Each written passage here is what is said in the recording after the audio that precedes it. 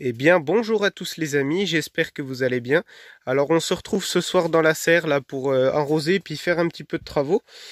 Voilà, qui dans la serre, un petit peu de repiquage, du binage, de l'arrosage, un petit peu des trucs comme ça, voilà. Et donc du coup, j'ai pensé utile de vous faire cette vidéo.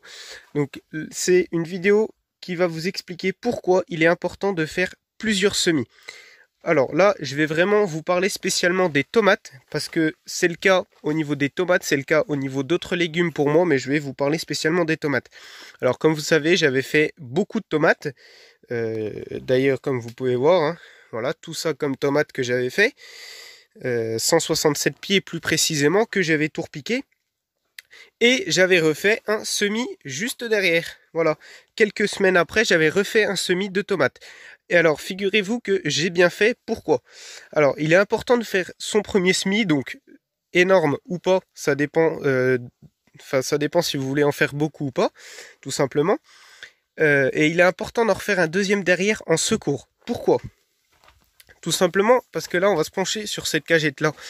Là, j'ai remplacé presque la totalité des plants de tomates, sauf trois, sauf ces trois-là.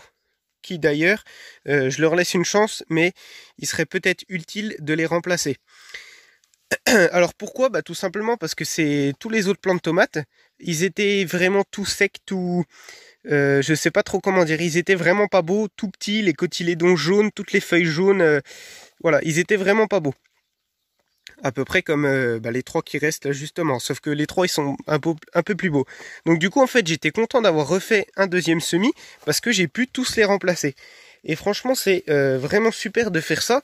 Alors en nombre ou pas en nombre, hein, ce que je dis moi c'est que là le deuxième semis que j'ai fait, comme vous pouvez voir, il y en a encore de trop. J'aurais dû remettre peut-être 5 graines par variété, alors que moi j'en ai peut-être mis 40 par variété.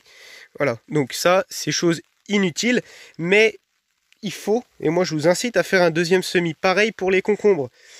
Bon là j'avais dit qu'on parlait que des tomates, mais c'est pas grave. Pour les concombres, j'avais mis deux plants ici. Ils ont été bouffés par les limaces. J'ai pu tout de suite en repiquer. Pourquoi? Parce que j'avais fait un deuxième semis ici. Voilà. Ainsi de suite. Les blettes, vous vous rappelez? J'avais fait mes blettes. Elles n'avaient pas marché parce qu'elles avaient filé, ça arrive à tout le monde, c'est normal. Du coup, moi, en secours, donc je les avais repiquées quand même, au cas où elles repartaient. J'ai eu de la chance, elles sont reparties, et au cas où, j'ai tout de suite refait un semis. Le jour où il y en a une qui crève ou je ne sais quoi, je peux tout de suite la remplacer. Alors oui, vous allez me dire, c'est encore en nombre, parce que moi, je savais pas... Enfin, j'ai mal fait l'éclaircissage, j'ai mis plein de graines comme ça, parce que je me suis dit, j'ai pensé dans ma tête qu'il n'y en a aucune qu'à les reprendre. Voilà, alors oui, il est bon de refaire des semis derrière, mais pas en nombre. Voilà. Donc là, du coup, on va se pencher sur ces tomates-là, qui viennent d'être arrosées. Donc maintenant, je m'embête plus. Avant, je prenais cagette par cagette, pot par pot.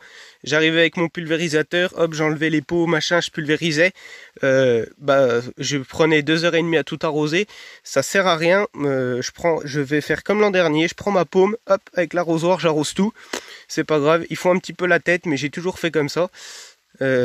Depuis 2 ans, donc c'est pas grave. Alors, par exemple, on regarde ces plants de tomates.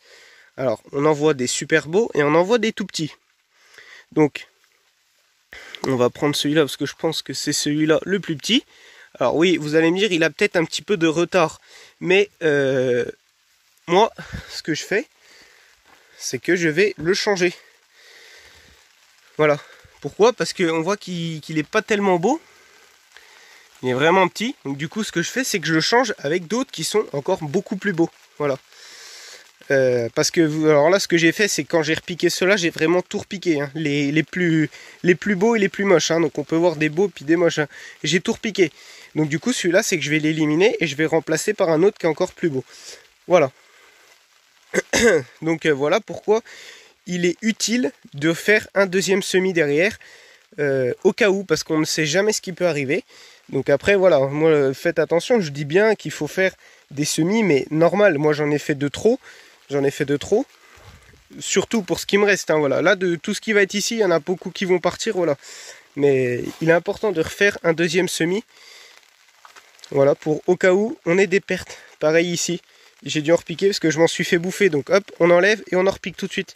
C'est comme ça, je trouve que c'est pas mal. Bon bah voilà les amis, Autrement, je voulais vous montrer, donc là, spécialement ce plant de courgettes là qui est dans la serre qui se porte à merveille. Vraiment bien, il est vraiment beau. Donc ça, c'est mes premiers semis de courgettes. Hein. Donc, qui sont ici. Donc comme on peut voir, ceux-là, ils sont pas tellement beaux. Ils jaunissent un peu, c'est normal, parce que si vous voulez, voilà quoi. Ils jaunissent parce que les racines sortent derrière. Sortent en dessous, quoi, je veux dire. Alors qu'ils attendent juste une chose, c'est d'être plantés en pleine terre. Donc là, je vais faire ça cette semaine, c'est obligé. Surtout ceux-là. Parce que regardez, en pleine terre, après, ils deviennent magnifiques. Voilà. Aussi, une petite chose, là. Merci à Jaco et Lily, là, d'avoir, précisé que les plants de courgettes dans la serre, il fallait les polliniser soi-même. Ça, c'est quelque chose que je savais pas. Donc, s'il y a quelqu'un qui ne le savait pas ou qui n'a pas entendu ces passages, je leur dis, c'est pour ça. Je savais pas parce que du coup, dans la serre, il n'y a pas forcément des abeilles qui viennent tout le temps ou des trucs comme ça. Donc, c'est pour ça qu'il est important de polliniser ces plants de courgettes soi-même. Voilà. Petite parenthèse. En tout cas, je suis super content d'avoir su ça parce que moi, j'avais pas du tout l'intention de le polliniser moi-même. Voilà. Bon, autrement... Là, pendant que j'y pense, on va regarder les melons qui sont super beaux. Voilà, pour l'instant. Bon, les amis, voilà, c'est fini pour cette vidéo. Bon, alors voilà, c'était juste pour vous dire qu'il était important. Moi, personnellement, je trouve ça important de refaire un deuxième semis derrière le premier, à moins d'être sûr de la chose. Et donc, bien sûr, je le répète, hein, pas besoin de faire des gros semis. Vous faites vos semis de tomates, ceux qui n'en ont pas beaucoup. Il est important de faire...